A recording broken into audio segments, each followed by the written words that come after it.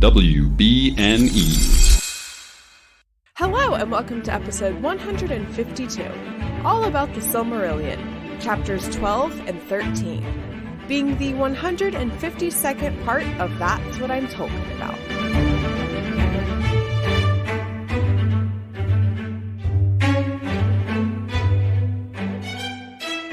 Hello, my name is Mary Clay. If that's too complicated for you, just call me MC.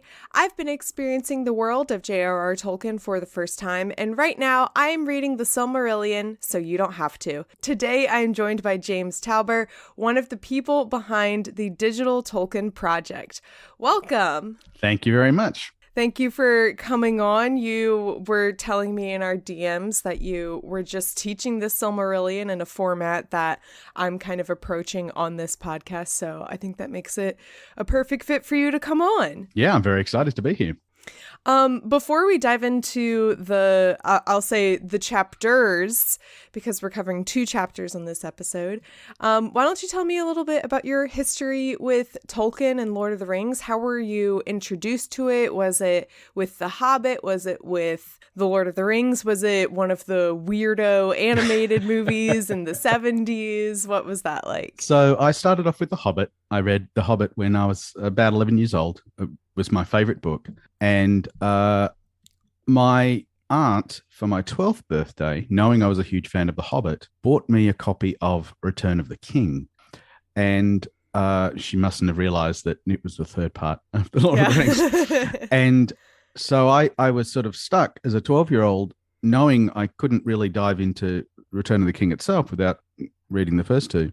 But instead, I dived into the appendices and fell in love with the timelines and the family trees and most of all the languages.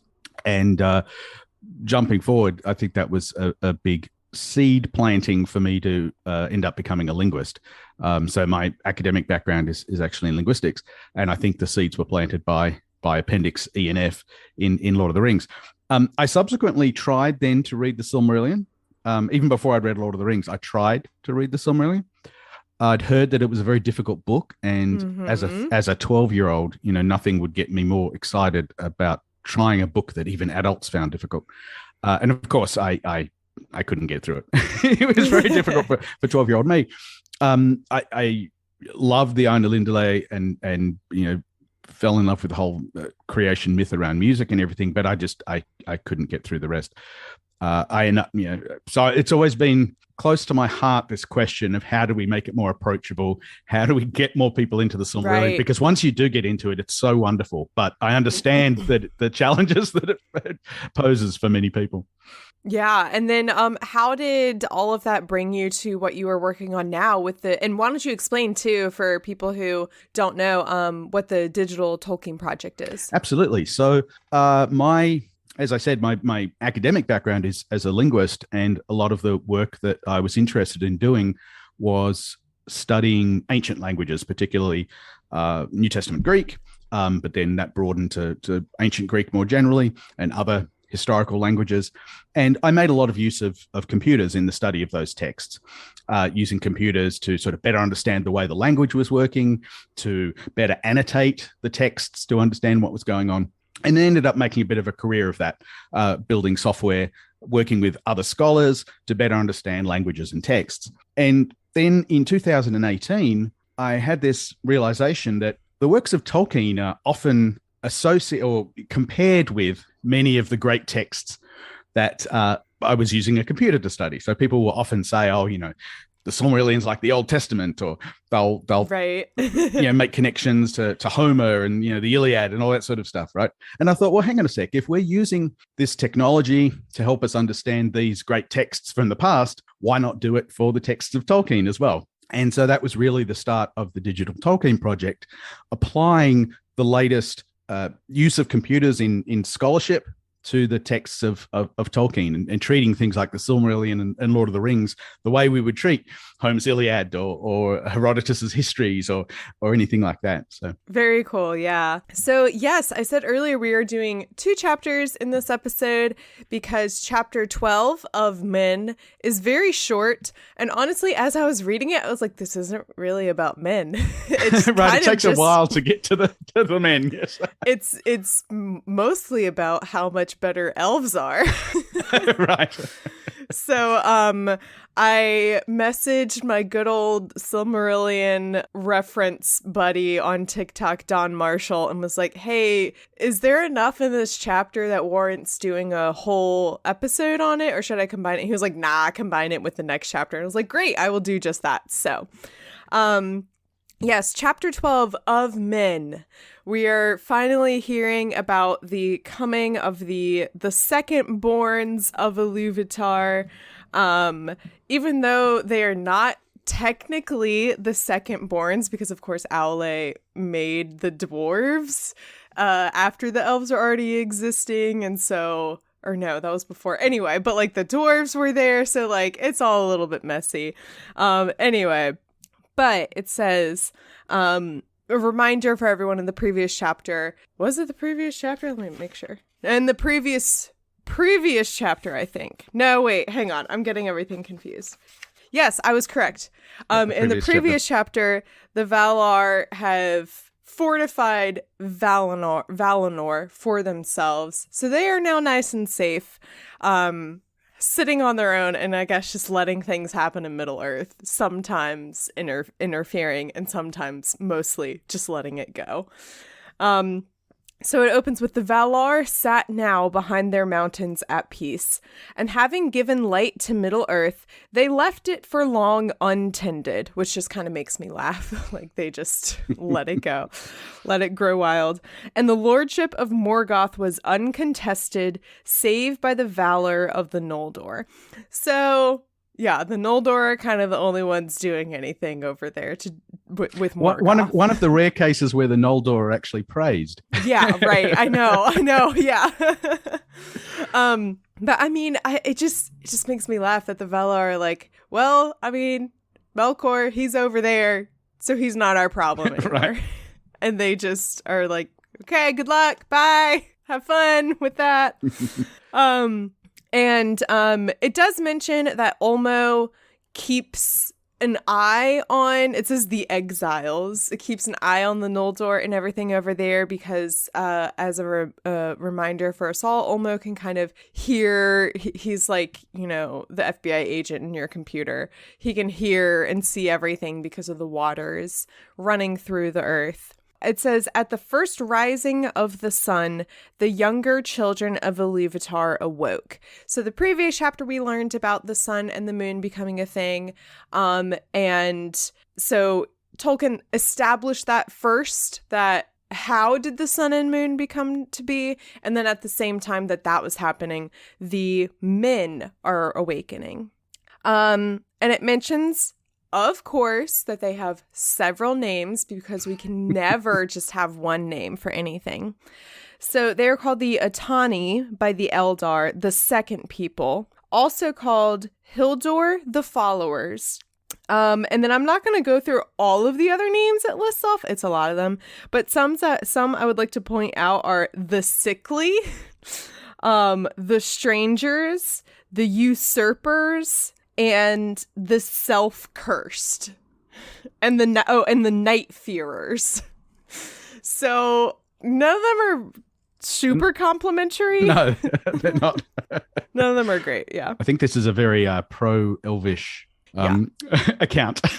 Yeah, and again, you can, like, there are a lot of moments so far where you can tell this is an account, this is a history of Arda and Middle-earth as written by the elves, and you can tell that by, like, something that I just think is so funny is that they point out that the dwarves call themselves Khazad, but they keep referring to them as, I think it's Maglum, or Naugrim? Naugrim, that's yep. it.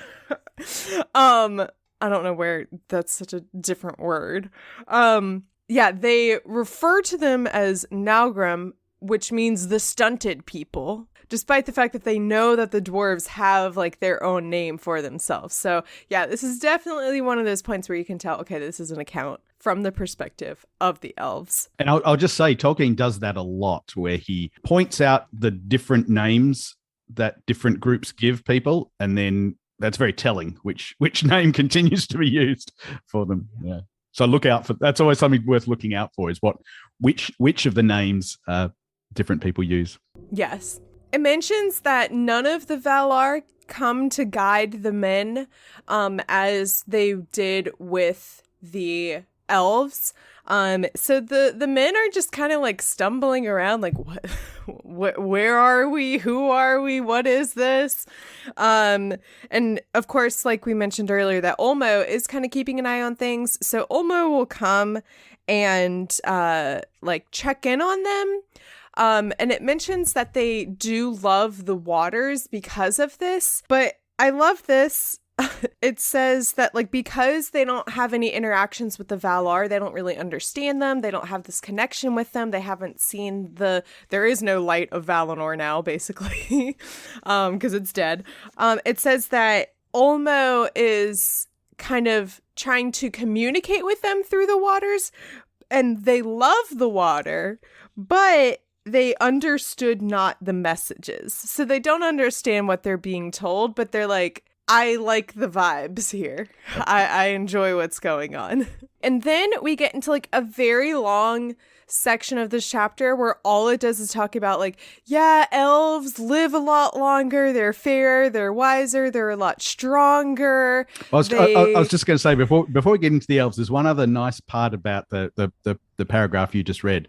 Not only do they not get the messages from the waters, but it says at the end of that chapter, they knew of the Valar only as a rumor and a distant name. So I think that's really important to remember reading forward, that unlike the elves who had, run on a first name basis, if you like, right, with the Valar, men just heard rumors. So they had doubts, right? They didn't know, were these gods really there? What was going on? And I think that's important to recognize, that they didn't have that same sense of connection with the divine, right? Even though it was there, they were not aware of it, which makes them interesting targets, I think. Yeah.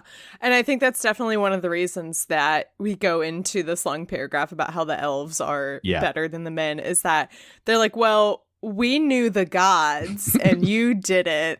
Right. And so that's definitely one of the reasons why the elves are, wiser and fairer and stuff, is because they had all these interactions and connections with the Valar, and the men have never even met them. And the one that they're interacting with, Olmo, they don't even know that they're interacting with a Valar. They're just like, the waters are like speaking to me, man. I don't know what they're saying, but they're saying something cool. So yeah, I feel like honestly, I just learned a whole lot more about the elves in this chapter of men than I did about the men. It mentions, that the Silmarillion is largely going to be about the elves, because it is about the time before, I don't think I wrote down the exact quote, but it was something about like the waning of the elves and the waxing of the men. So the rise of men is going to happen, and has already happened when we're reading The Hobbit and Lord of the Rings. Right.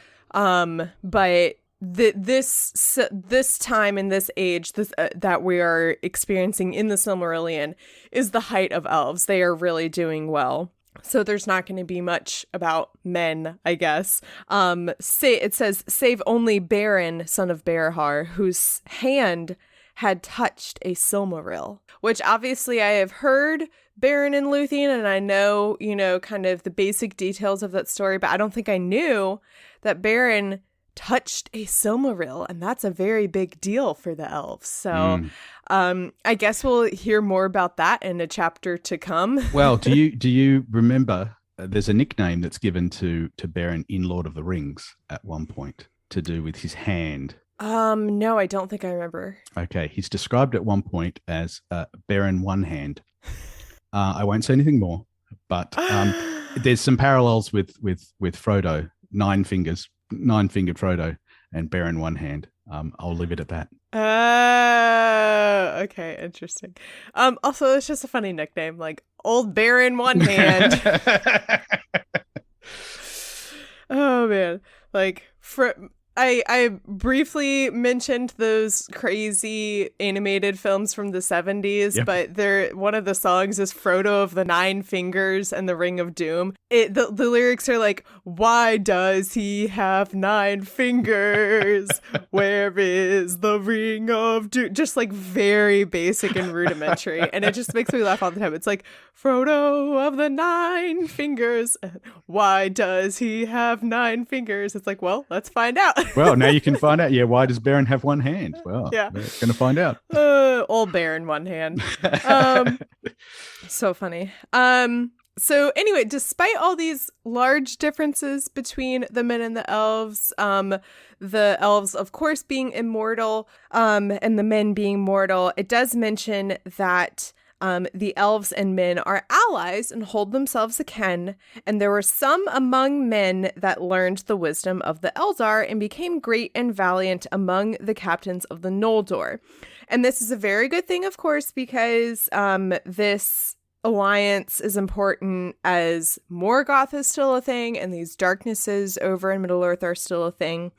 And also these alliances between where some of the men are held in a high regard among the Noldor lead to eventually Elrond, who is, I mean, it leads to it mentions Arendelle and Elwing, but for our sake of we know who Elrond is, and it's like, okay, this is where Elrond came from. Yeah, great. I mean, this is probably the most important sentence in this chapter. That the full share had their offspring of elfin mortal, Arendelle and Elwing, and Elrond their child. This is the first time in the Silmarillion that those three are mentioned. This is the first time Arendelle's mentioned. It's the first time that Elrond is mentioned, and that's going to become so important.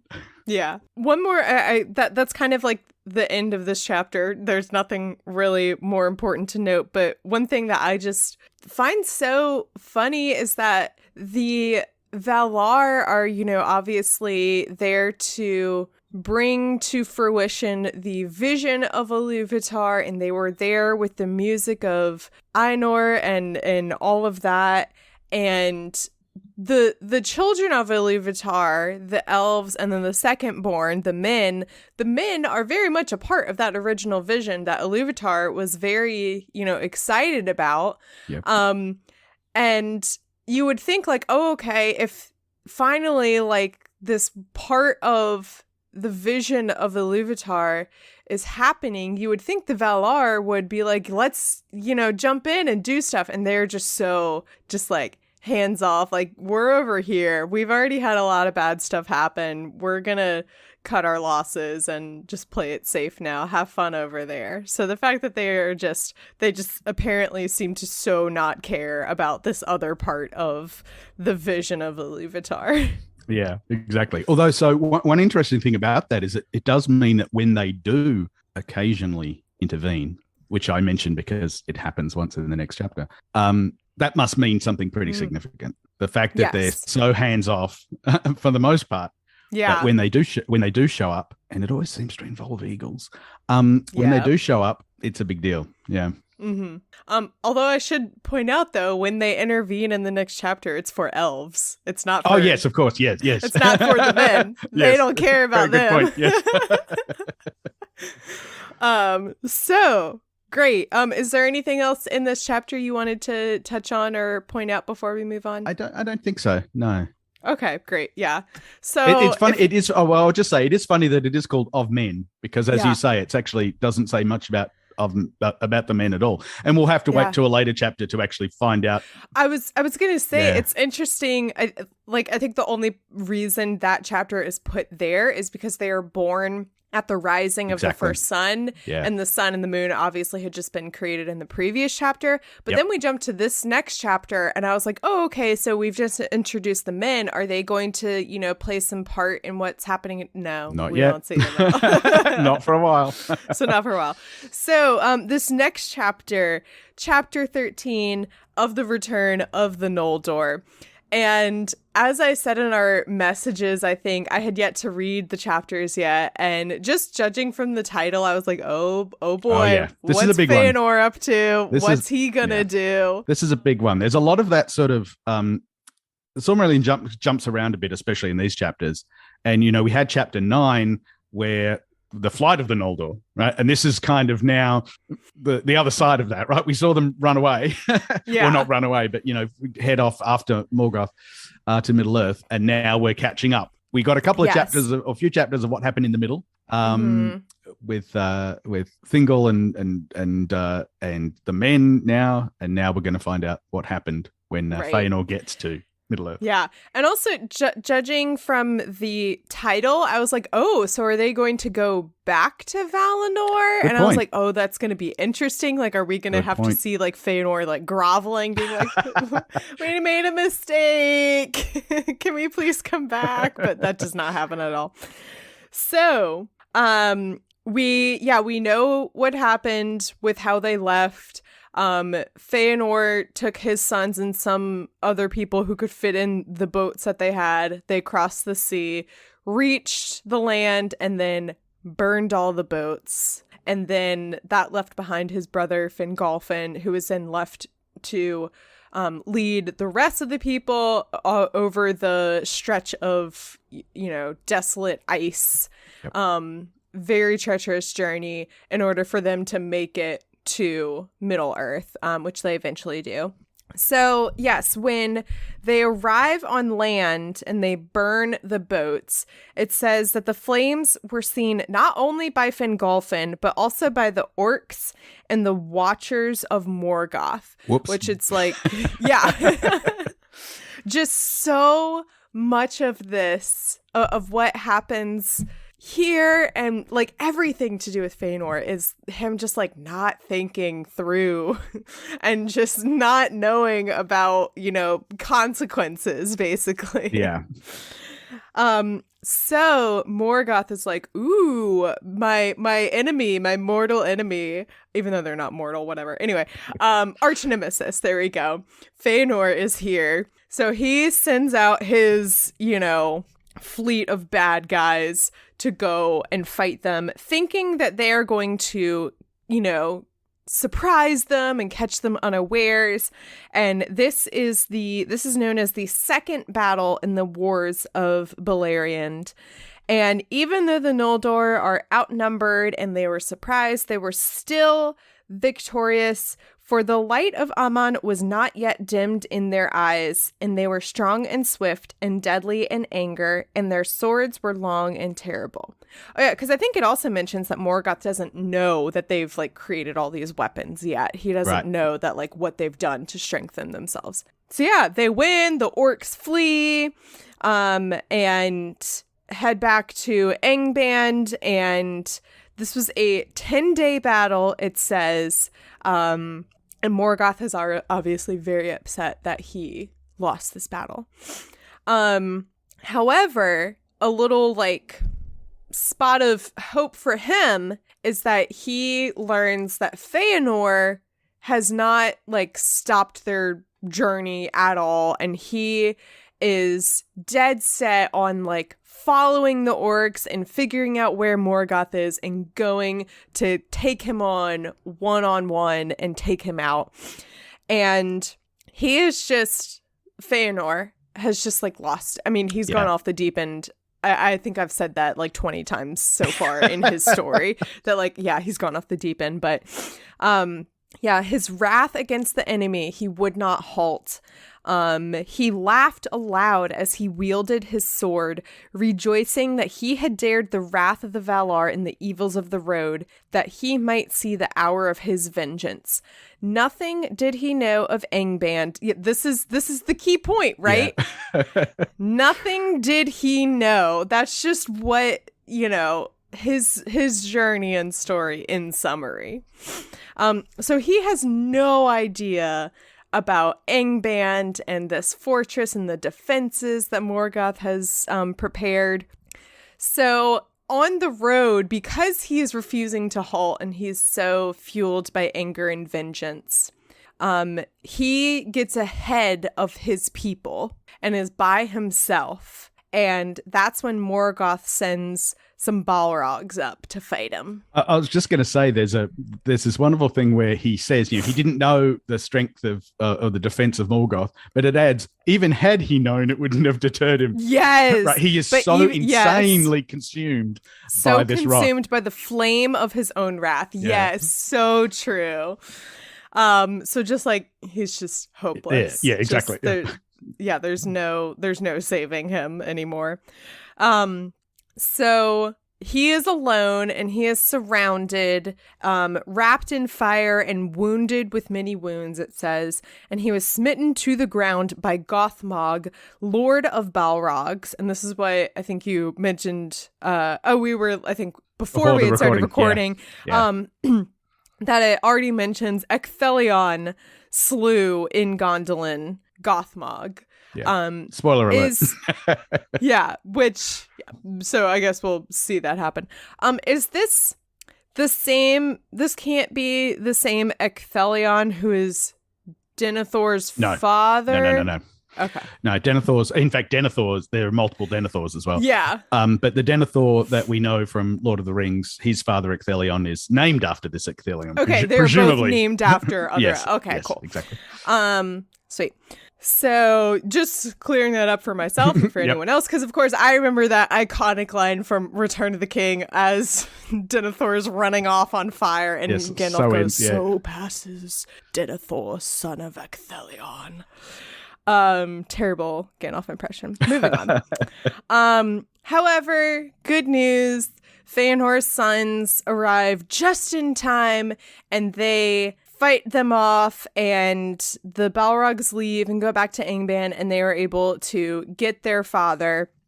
And as they are traveling north, east, west, they're heading towards some mountains, and Feanor's like, I can't do this anymore. I know my time has come. And it says, he cursed the name of Morgoth thrice and laid it upon his sons to hold to their oath and to avenge their father. Then he died. So that's the end of Feanor. And I knew that he would be dying at some point soon because Mandos in a previous chapter said typical Mandos. He does this all the time where like everyone's just like hanging out and then he'll say something really ominous. And Mandos said that Feanor would be coming to see him in his halls soon. I didn't realize it would be this soon. Right, like exactly. Literally it does happen very quickly. Like 2 days into, or I guess the battle was 10 days long at least, but they've been there for like 2 weeks, and then Feanor dies. So, he died. He had neither burial nor tomb, for so fiery was his spirit that as it sped, his body fell to ash and was borne away like smoke.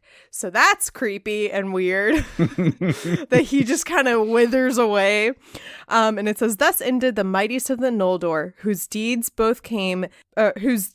came both their greatest renown and their most grievous woe. So that's the end of Feanor, and I'm kind of depressed about it purely because Feanor provided like the most entertainment reading the Silmarillion. Anything involving Feanor, I was quickly like, oh, this is going to be dramatic. This is going to be extra. There's a lot of things that's going to be happening. So, well, don't worry, because he just made his son swear vengeance and. Yeah. Of course, they had taken their oath before they left Valinor. And, they've kind of like repledged their loyalty to that oath that they will never be at peace as long as Morgoth is still a thing, and that they will always be at battle with him, essentially. Well, not only that, but they won't rest until the Silmarils are back in their hands. So no matter who gets hold of the Silmarils, Morgoth or anyone else, they won't rest. Yep.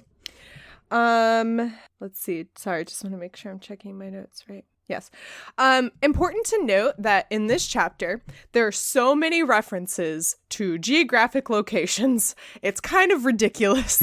And like the amount of times I was flipping back and forth to my map in the back of the book, yes, it was kind of ridiculous. But yeah, when I taught the class for this, we had a map open at all times because yes, it's really important for this chapter and subsequent chapters. Yeah, it's so confusing. I've seen some people.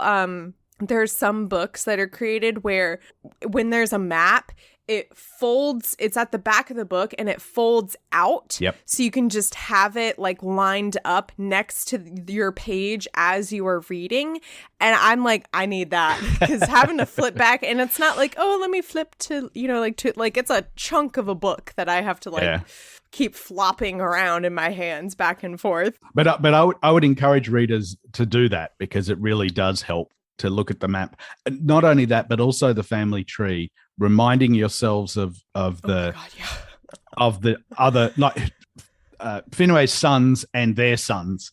So who are Feanor's sons? All who are the Fingolfin's sons? Who are Finarfin's cousins sons? And yeah. So don't be, if you have to pause and go look at a family tree or a map, that's completely normal, and I would highly encourage it. Yes. I will do my best to describe this, of course, on an audio medium. So the rough area geographically that we're talking about here.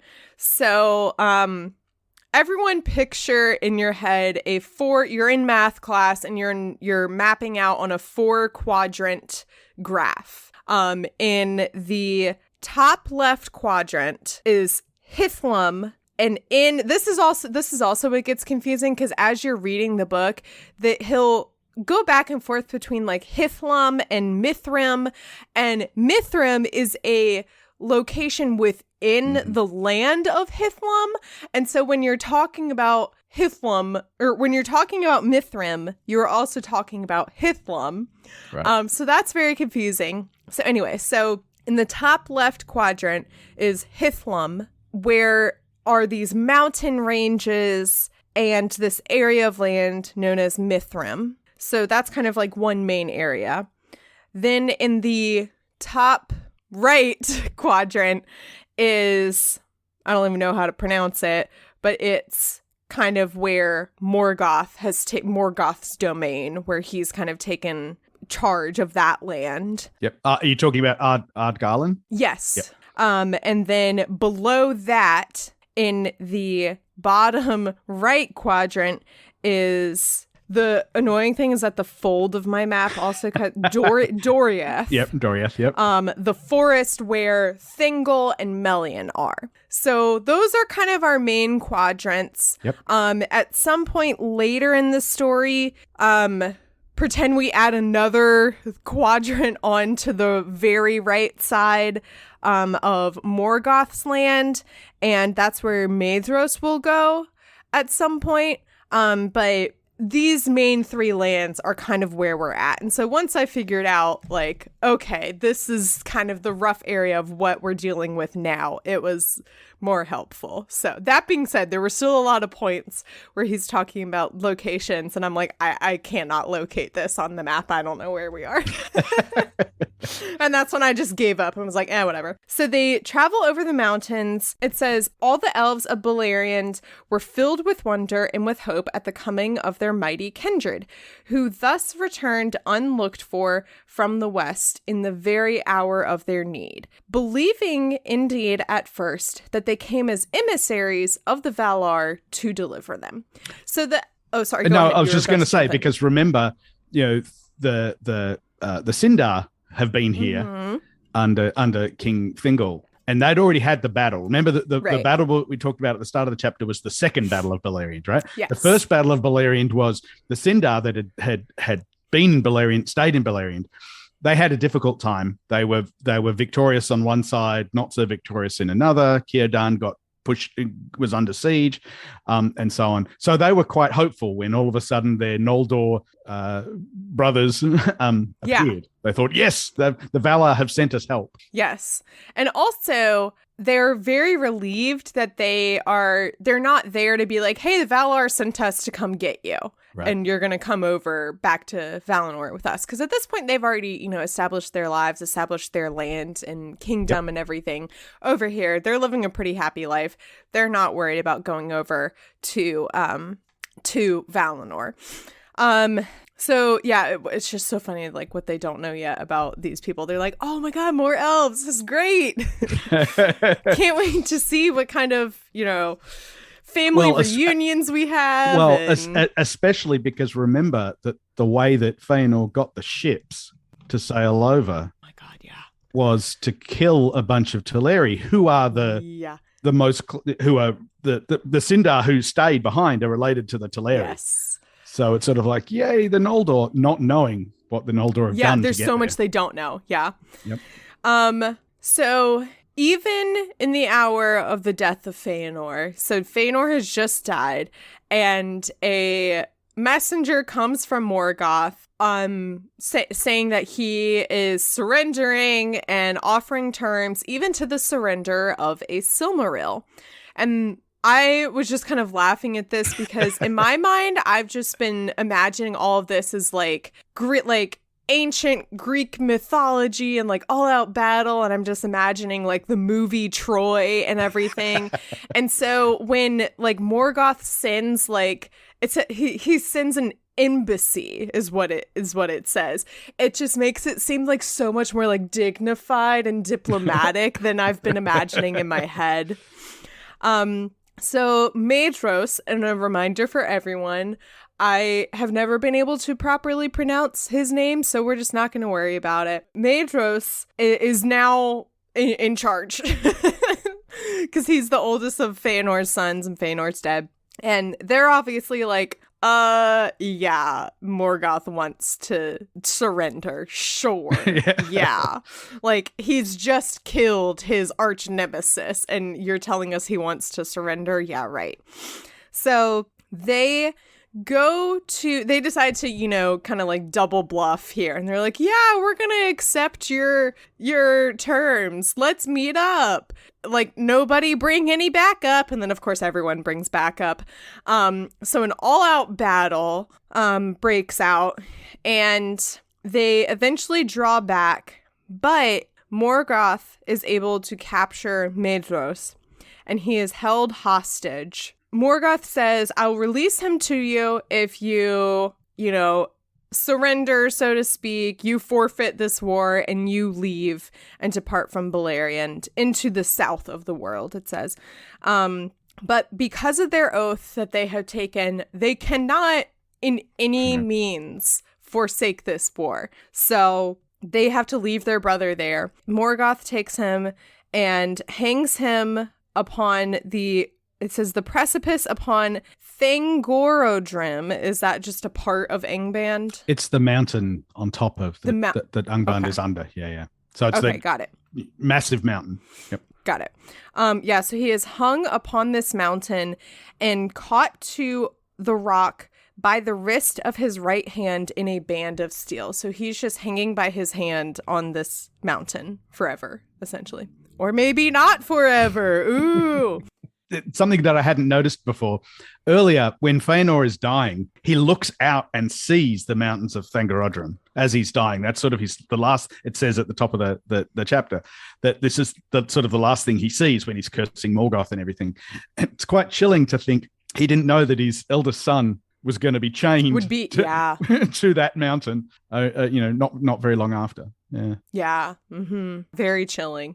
I'm trying to remember like all of my terminology from back in like English high school classes of like having to do with like the Greek tragedies and stuff, but I guess it's just tragic irony there or something, and foreshadowing and all sorts of things. Yeah. In the meantime, Fingolfin and his people have now made it to Middle Earth, and remember of course, Fingolfin is Feanor's brother. Yes. The brother that Feanor abandoned on the other side of Valinor. And of course, Fingolfin doesn't know right now that Feanor is dead. They march and are triumphantly, arriving onto Middle-earth. They unfurl his blue and silver banners and blew his horns, and flowers sprang beneath his marching feet. This is when the sun's risen. Now we're back. We've caught back up to when the sun. This is that he arrives just as the sun comes up for the first time. Isn't that the moon? Doesn't he arrive when the moon comes up? He does, but then the sun comes up for the first time as well. So that's why it says that the ages of it says it right in this paragraph. The ages of the stars were ending. Yeah. Right. Yeah. Right. Because without a moon, you can't have a rising of the sun too. Right. Because then the sun is just always there. Yep. Anyway, they head into Morgoth's land, and the challenge of their trumpets shook the towers of Thangorodrim, and Maedhros heard them amid his torment and cried aloud, but his voice was lost in the echoes of the stone. So just how terrible to be like, help! And literally and they no can't one hear him. Yep. can hear you. I love that it says, Fingolfin, being of other temper than Feanor. Thank goodness. So they withdraw and they go back on the other side of these mountains, back into Mithrim. It's kind of like awkward. Hey, like the two, Feanor's company and Fingolfin's company are kind of like meeting each other again for the first time, and it's like, ugh, awkward. And even more awkward that like the guy who made you do all of this is not here anymore. Right. He is gone, so you can't even be like, nah, this is between Feanor and y'all, like he just told us what to do or something. Anyway, so it says, no love was there in the hearts of those that followed Fingolfin for the house of Feanor, which cannot blame them. Absolutely. Sure. That makes sense. Yeah. However, it does mention that many of Feanor's people, the burning of the boats was kind of like, they were like, I was on board with you until then, and now I'm not sure about what we did. So they're feeling pretty bad about having abandoned. I mean, wouldn't you? Like, congratulations, you have like an ounce of sympathy and empathy for what you did to your fellow kin. Anyway, but it says they would have welcomed them. So a lot of Feanor's people would have welcomed Fingolfin's people with open arms, but they dared not for shame, as they should. I think they were afraid of, they were very ashamed of their actions, and so they just didn't try to make amends. Fingon, the son of Fingolfin. God bless Fingon. He's the only one trying to do anything positive here. He wants to mend this rift between these two peoples. Obviously, these are also like his cousins, and well, I guess his uncle is dead and his other uncle is back over in Valinor. But anyway, so these are his, his family and his people and his friends and whatnot. So he is resolved to do all of this on his own, essentially. So he goes and sneaks into Morgoth's land, which he has set like a fog around it to try and get the upper hand on the Noldor. But Fingon uses that to his advantage to sneak in. And so I love this. It says, alone and without the counsel of any, he set forth in search of Maedhros. I love that it says without the counsel of any, because that is very much a Feanor move. But this time for good. Yeah, it's like if Feanor did things for good. Yes. So he climbs up the mountain and let me go back. So he gets to Angband and kind of looks in all these caves and is like, I don't know where to go. And I love this part. So he's looking around at all his people, they're fighting, and he's like, I gotta do something about this. I'm going on a secret mission. All right, let me pack my bag. Okay, but maybe bow and arrow, sword, some water, gotta stay hydrated. Oh yeah, and my harp. So he's there at Angband and he pulls out his harp Right. and starts singing. Yep. And he sings the song that only the Noldor would know. Maedhros sings along because he hears it. So he starts singing, and that is how Fingon is able to find him. He follows his voice because obviously the orcs don't even know what's going on. So he's the only one singing, and Fingon finds him. And Maedhros is so anguished that he begs Fingon to just shoot him and into the misery now. And Fingon... Because Fingon can't get to him. Yeah, Fingon's found him. He's found him, but can't actually get to him because he's on the precipice. Yeah. Yeah. So he pulls out his bow and arrow and pulls back the string to shoot the arrow and kill him. And as this is happening, he cries to Manwë, saying, "O king, to whom all birds are dear, speed now this feathered shaft, and recall some pity for the Noldor in their need." So, yes, this is the one time, really, that Manwë's like, oh, Maedhros is about to die? Let me help out. Yep. So, he sends, what else? An eagle! So, an eagle comes and lifts Fingon up to Maedhros, like, literally as he's about to, like, release the bow. The eagle appears. And they can't get the shackle off of his hand, so he just cuts his hand off, and Maedhros drops down onto, I guess, the eagle, and they fly away back to Mithrim. Yay, happy ending, sort of. Why isn't Maedhros called One Hand? Maybe that's what he should be called. Maybe that's what we'll call him from now on. Old Maedhros One Hand. So he rests, he heals. As this is all happening, he goes over to Fingolfin, Feanor's brother, who he abandoned in Valinor, and begs for forgiveness because obviously Fingon, his act that he has done, has completely, for him, he's like, this is a sign we need to, come together again.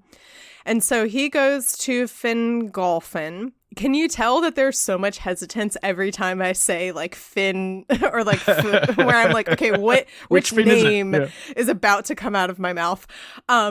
He goes to Fingolfin and he waives his claim to the kingship over all the Noldor because at this point, Feanor's dead. The oldest son, so Finwë died, leaving kingship to Feanor. Feanor died, and Maedhros, his oldest son, should technically be next in line.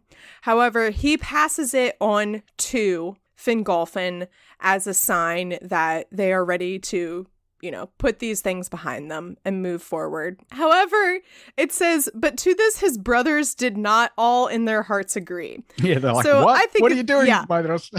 Yeah, so I think it's funny that Maedhros is over there like, I renounce my title and I give it on to you. And then the rest of his brothers are like, what? Hang on now. Wait a minute. I don't know about that. So, as it was foretold by Mandos, the House of Feanor were called the Dispossessed because they passed the lordship from the oldest to the next oldest in line, essentially. Now, what's Thingol doing? Well, King Thingol welcomed not with a full heart the coming of so many princes in might out of the west, eager for new realms. And I can't say I blame him. Exactly. I think he's a very good king by the decisions that he is making here going forward. Because he's looking at like all the like this new group of elves show up and immediately go to war with Morgoth. Yeah. And just like battles and Balrogs and eagles are showing up. Like they don't bring good news anywhere they go. I have to point out though that it's explicitly suggested that the reason that King Thingol is wise is actually because of Melian. So it's sort of true. For wise with the wisdom of Melian, he trusted not that the restraint of Morgoth would endure. So thank goodness for Melian. Yes, so true. Thank you for pointing that out. However, he does allow, I had to like do like the, family mapping in my head to figure this out. He does allow those of Finarfin's house were allowed to go into Doriath because their mother was always daughter. So here's the Thingol, also known as Elwë. Elwë and Olwë were brothers. Yep. Finarfin's son, Finarfin, the third son of Finwë, who Finarfin turned back at the last minute and went back to Tirion in Valinor. So he's still over there, but some of his sons and daughter, some of his people still came over there. Notably, his daughter, Galadriel. Yes, and his daughter, yes. Important. Yep. She's important. Those ones that are there, Thingol is their great uncle. It took me so long to work that out. Also, when you learn that, maybe I did know previously that that Finarfin's wife was always daughter, so that means she was a Teleri. Yeah. That adds a whole other level of horrificness to what happened, that Finarfin's sons in that battle were killing their mother's own people. And, their, possible, cousins or aunts or uncles or, grandfather on their mother's side in that battle. Right. And that's important to remember when thinking about people like Galadriel and Finrod, her brother, to an extent as well. But yeah, they had extra reason to hate Feanor. Yeah. They are allowed to go into Menegroth. So they kind of send Angrod, son of Finarfin, as a messenger. And so he goes to Thingol. I'll just point out for those of you who don't remember, Menegroth is the underground realm within Doriath. It's where where Thingol lives. Fortress. Yeah. Yeah, and a reminder, of course, that Melian made this magic bubble protection over them called the Girdle of Melian, and I pointed out that girdle is just a very weird word. Yes. Anyway, so he goes as a messenger to Thingol to try to convince them, be like, yeah, the Noldor are really awesome. We did all these things, the Silmarills, and, we did all this really cool stuff, and we're strong and smart. However, he spoke no word concerning the kinslaying, nor the manner of the exile of the Noldor and the Oath of Feanor. Yeah, conveniently forgot to mention. Oh my God. Yeah, conveniently forgot to mention that we murdered some of your own people. Anyway, but we're really nice. We make pretty cool swords now, I guess. I don't know. Basically, Thingol is like, look, y'all can be here, obviously, but I'm kind of the king over here. This is my land. Don't come into it. You can come and hang out for dinner and a sleepover if you want, but you are not going to live here. This is my land. You can go into these other parts of the land if you want. And so he goes back to the rest of the Noldor and shares this message. And Maedhros is like, you know what? That sounds good. Let's do that. It's funny. The other sons of Feanor are angered. Yes. They're like, the gall of that guy. And Maedhros is like, you know what? This is a good king, right? He understands what it means to be a king. Yes. He says, let him be glad he has the sons of Finwë for his neighbors and not the orcs of Morgoth. Right. But Caranthir, who loved not the sons of Finarfin, and was the harshest of the brothers, and the most quick to anger.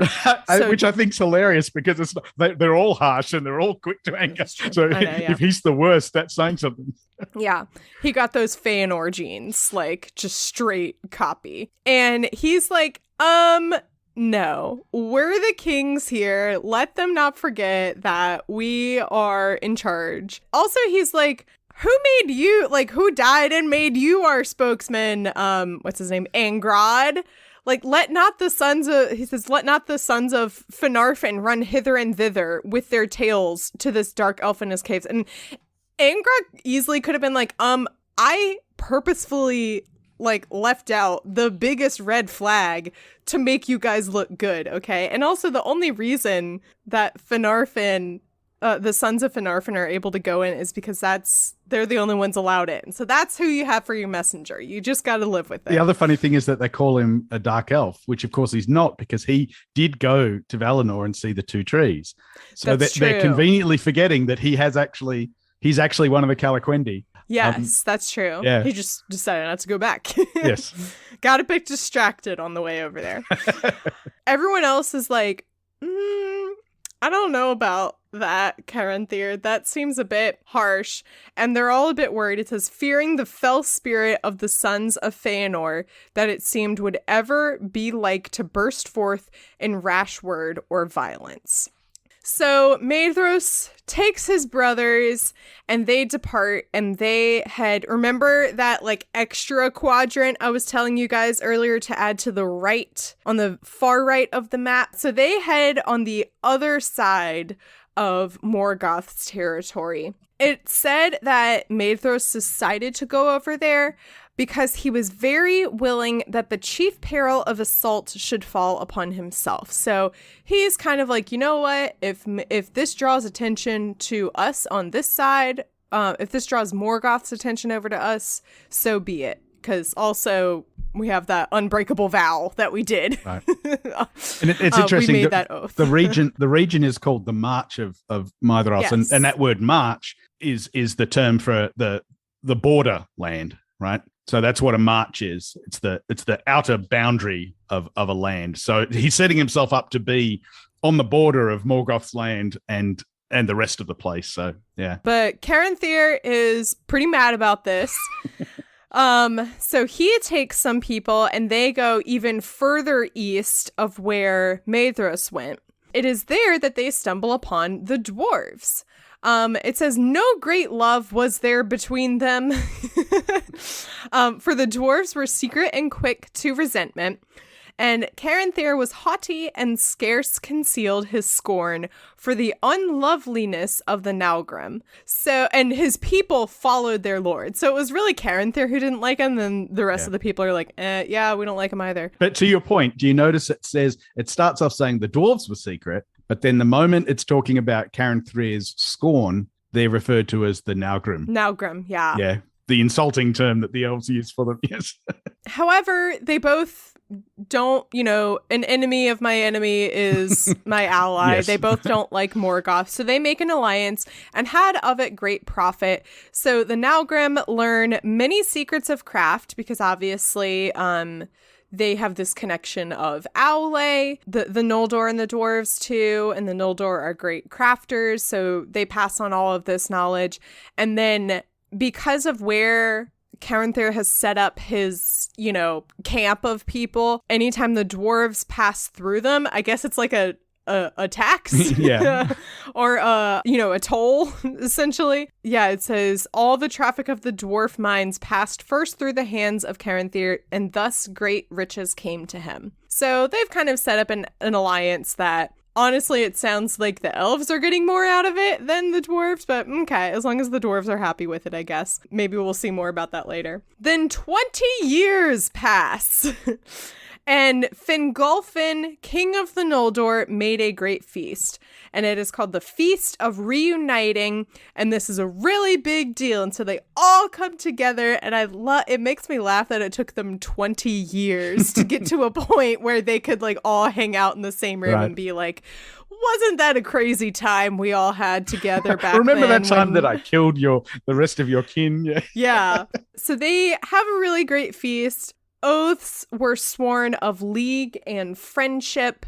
It is told that the tongue of the Grey Elves was most spoken even by the Noldor. You can kind of see after 20 years of them being in Middle-earth, everything's kind of, coming together a little bit peacefully. It says, in those days there was joy beneath the new sun and moon, and all the land was glad, but still the shadow brooded in the north. Ooh. I will point out one thing. The only two people came from Doriath to the Feast of Reuniting. Everyone else came. All the green elves from Assyrian, Círdan and his people from the Havens came. But out of Doriath there came but 2 messengers. Mablung and Dairon. So I was making fun of this name in one of the previous chapters because it just sounds like Darren. No, it's Dairon. Yeah, I'm sure it's I'm sure it's like pronounced it, but like you look at it and it's like Darren. And Mablung is not the same Mablung that's with Faramir in Lord of the Rings. That's a ranger that's named after this Mablung. Man, oh my gosh. Yeah. Fun fact about Dairon. Dairon was the one that invented the what we think of as the dwarf runes. The runes in Moria were invented by this guy Dairon. Yep. Good old Darren. Darren's runes. Meanwhile, Turgon, son of Fingolfin, and Finrod, and Finrod is Finarfin's oldest son. Okay, cousins, Yep. They decide to go on a road trip. And it just says I think they saw a hiking trip, yeah. Yeah, whatever. Yeah, they're just just going on a traveling, whatever. Yeah. And they go to sleep, and Ulmo comes up in the river and lays a deep sleep upon them in heavy dreams. And the trouble of dreams remained after they woke, but neither said aught to the other, for their memory was not clear. And then I love this part. And each believed that Ulmo had sent a message to him alone. Yeah, it's his funny thing. Like, I had the weirdest dream, but I'm not gonna tell my cousin because it's too weird. And the other one's thinking exactly the same thing. Yeah. They're still kind of like traveling around, and they both have this weird feeling, and they're never really able to make sense of that. And it says, for it seemed to each that he was bidden to prepare for a day of evil and to establish a retreat, lest Morgoth should burst from Angband and overthrow the armies of the north. So that's kind of all that they think that they're supposed to do, and that's kind of all we hear of it for now. And then the next chapter moves on, the next paragraph moves on to Finrod and Galadriel, so that's it. But it is, I will say, both their dreams are very important to the rest of the story. I figured so remember the dreams. Figured it would be important because at the time it just feels random. Yeah. That okay, they had dreams. We do find out immediately in this chapter about Finrod, what Finrod does with his dream. What Turgon does with his dream is going to become important later. Yeah. Okay, yeah. Every now and then, Finrod and Galadriel, who are kin of Thengol, are let into Doriath. Finrod is so impressed with Menegroth, and he's like, oh, this is cool. I want one. So I love caves. Yeah, he's like, this is awesome. Let's do it. So he sets out and comes to the caverns of Naurog and began to establish their deep halls and armories after the fashion of the mansions of Menegroth. And that stronghold was called Nargothrond. And so the dwarves help out and help him make this, fortress. In payment, they make, in that time was made for him. Oh, I think not in payment. I think it's kind of a housewarming party. I misread this. I misread that. Whoops. I thought I was on to something and I totally misread it. So never mind. They are paid. It says they were rewarded well. Yeah. Because Finrod brought some cool treasures back from Tyrion. Yeah. And they make the Nauglamir, the necklace of dwarves, most renowned of their works in the Elder Days. And it's just a really fancy necklace that's really lightweight when you put it on, and the person who wears it is always with grace and loveliness. I can't exactly, I've had so many people explain to me what's this beef between when you're reading Lord of the Rings, what's this beef between the dwarves and the elves, and I can never my memory from those episodes is just so, whatever, gone. So I don't exactly remember what was explained to me, but I think I remember it involving something to do with a necklace and something about something was made and then it was stolen and people were like, no, that was mine because we made it and all this other stuff. So I'm like, a necklace, mayhaps. So I don't know. Maybe this necklace will come back and maybe it won't. Maybe. We'll just have to see. You will. Yeah, Finrod makes his fancy home here. He is called by the dwarves Felagund, Hewer of Caves, and that is the name he bore thereafter until his end. It's funny, it says he was not the first to dwell in the caves beside the river Nalgron. And then the next sentence just says, Galadriel, his sister, went not with him. So she did not go there. Yeah, we're not told who the first to dwell in the caves were. Yeah. It's weird. It's ominous. He was not the first to dwell in the caves. Yeah. And then it just says Galadriel, his sister. And so I was like, oh, okay, it's going to say like Galadriel was somehow there before. Yeah. And then I was like, no, she wasn't there at all. Anyway, she remained in the hidden kingdom and abode with Melian, and of her learned great lore and wisdom concerning Middle Earth. And there she met kinsman of Thingol, Celeborn, and they get married, obviously. And that, we meet them later. So many books down the line, we meet them again. That's their meet cute. Yes, yeah. in Doria. So Turgon, meanwhile, the other guy who was with Finrod when they had these weird dreams, remembers Tyrion and the city on the hill, and he's like, we kind of did have a really good thing over there. Is there some way we could do it again here? And Ulmo appeared to him and bade him go forth again alone into the Vale of Sirion. This was the part where I was just trying to find it on the map and be like, where are we?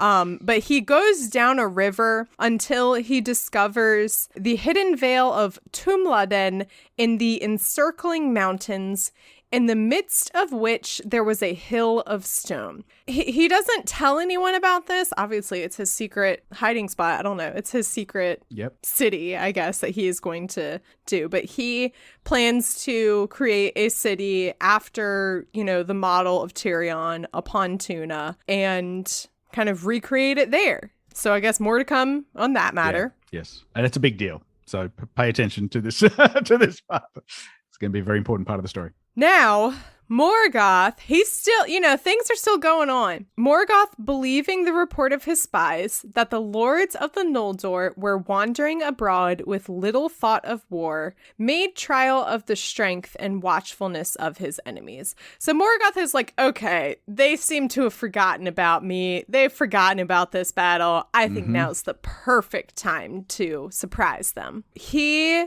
goes... He sends orcs out to surprise Fingolfin and Maedhros. But they were not sleeping, of course, because they could never forget about this battle, this war that they have to win. Because remember, they still haven't got the Silmarils. We haven't heard about the Silmarils for a while. Remember, that's what they're ultimately there for. Yeah. Get the Silmarils. Yeah, so Morgoth is like, they've forgotten all about this. This is the perfect time. And then, meanwhile, of course, they've never forgotten about it. And so this is the third great battle of the Wars of Beleriand, and it was named Dagor Aglareb, the Glorious Battle.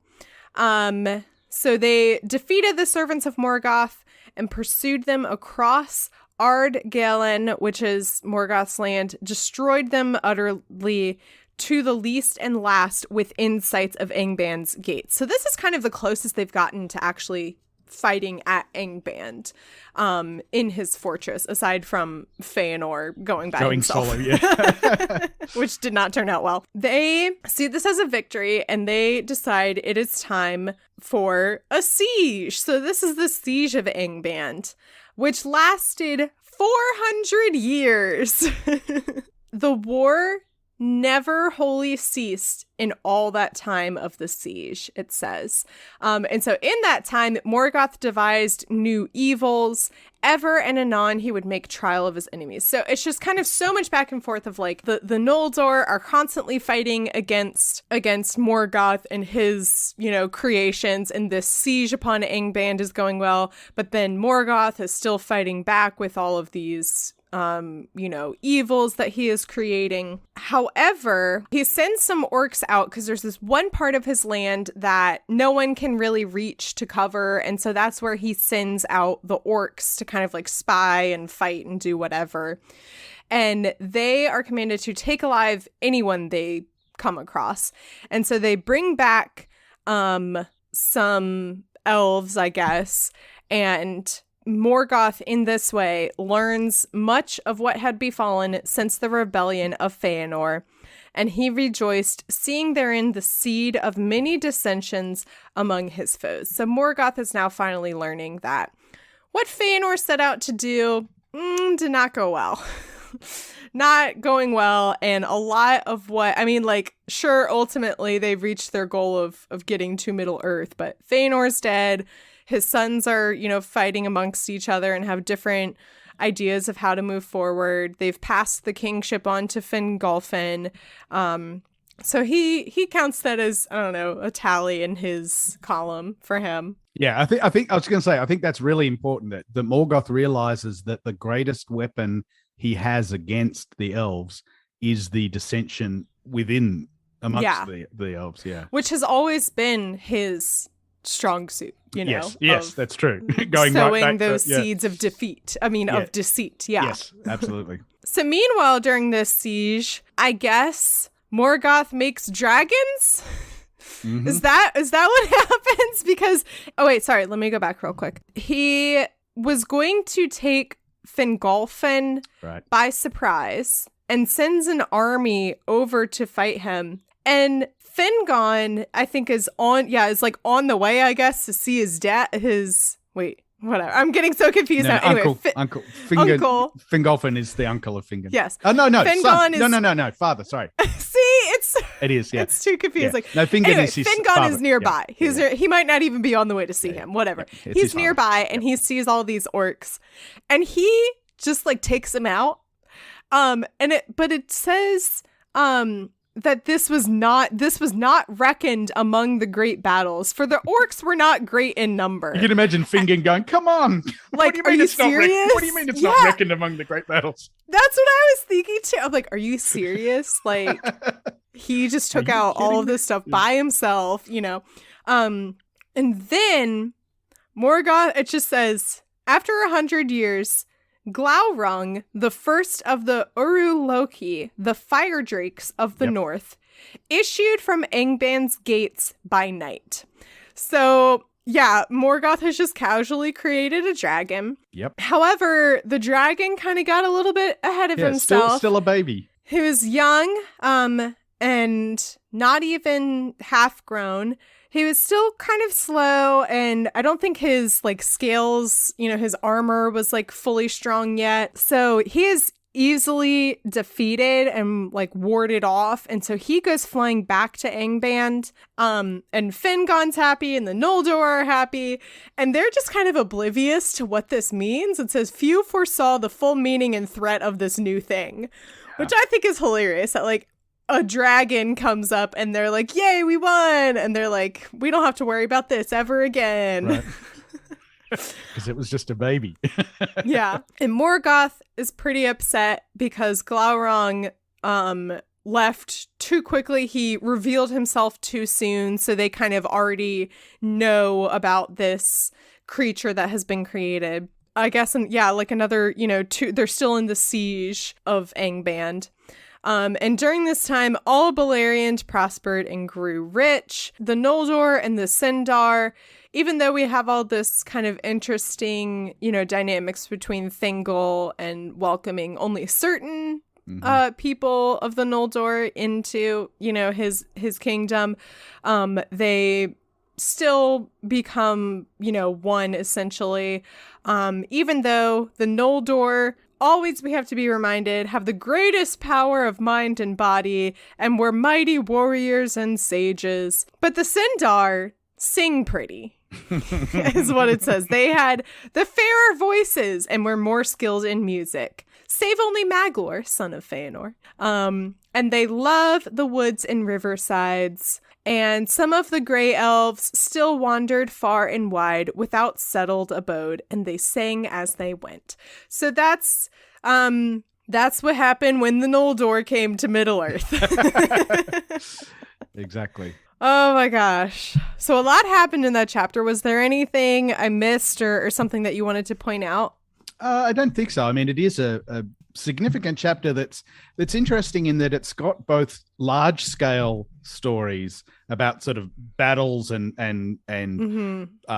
kingdoms being formed and new realms being settled and everything, at the same time as some really wonderful stories about individuals, right? We get the wonderful Maedhros being captured and rescued, is probably one of the nice standalone stories in this chapter. So it's interesting because it's got these really epic battles lasting hundreds of years, but it's also got these individual little it's like, stories in it. meanwhile, Turgon went off by himself and Right. found a hidden hill. Yes, and we don't. It's interesting because we're told immediately that Finrod's little hidden. Here he has the dream. They both have dreams about hidden realms, and we immediately find out that Finrod goes and founds Nargothrond as a result of that. And Nargothrond is mentioned in Lord of the Rings a couple of times. There's a couple of places where the fall of Nargothrond is mentioned. So spoiler alert. But we're not told much yet about Turgon and what he does with the city. It's just kind of like just beginning to set up something there. Yeah. Yep. So more later on Turgon's city building. And I find it so interesting that like there are a lot of these little hints of the Noldor like missing what they left behind, and Turgon wanting to establish. He's like, oh, Tyrion was actually pretty great. Oh yeah. Maybe can we do that again here? And so Well, it's funny because if this happens again and again.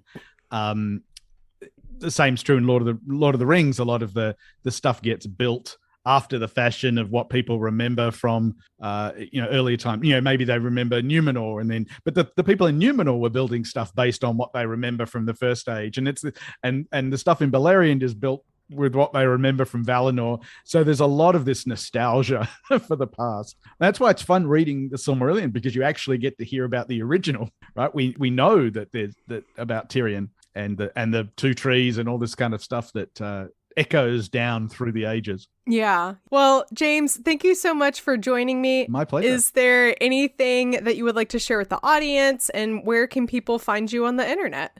Well, people can find me at digitaltolkien.com, also Digital Tolkien on Twitter and Instagram, actually. Yes, I don't do much on Instagram, but yeah, I post interesting charts of analyses of the texts and so on there. I love charts. So I do charts. That's What I'm Talking About is a proud member of WBNE. If you want to learn more about the network, you can go to wbne.org. The cover art is by Vaishon Brandon. You can support him on Instagram at Vaishon Designs.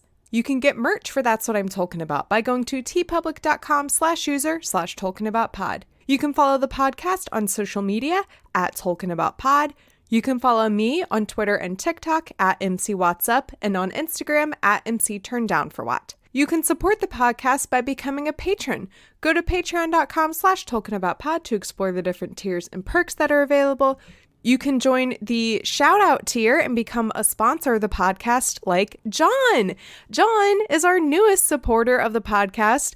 Thank you so much. It really means a lot that this far into the podcast, people are still wanting to show their support. In some ways, I feel like the podcast is kind of winding down just because, we're in one of the last major works of Tolkien, even though we still have the show coming up and a video game that was just announced, by the way. There's a Gollum video game that is coming out, I believe, the day before the series is. So that's going to be a busy weekend. Anyway, thank you so much. Like, it really does genuinely mean a lot that people are still listening. People are still hanging out with me and wanting to show support, because I didn't think that would still be happening at this point, especially with the Silmarillion being what it is. So thank you, John, and thank you everyone who is listening. Thank you so much for having me. This was a lot of fun. This is an amazing chapter, so I'm kind of thrilled that oh boy, my gosh, I got to be part of this chapter. Yeah, I feel like we need to take I feel like we need to take like a moment of silence for Feanor and everything that happened. But yeah, that was a hefty chapter. Thank you for sticking there with me to finish the discussion.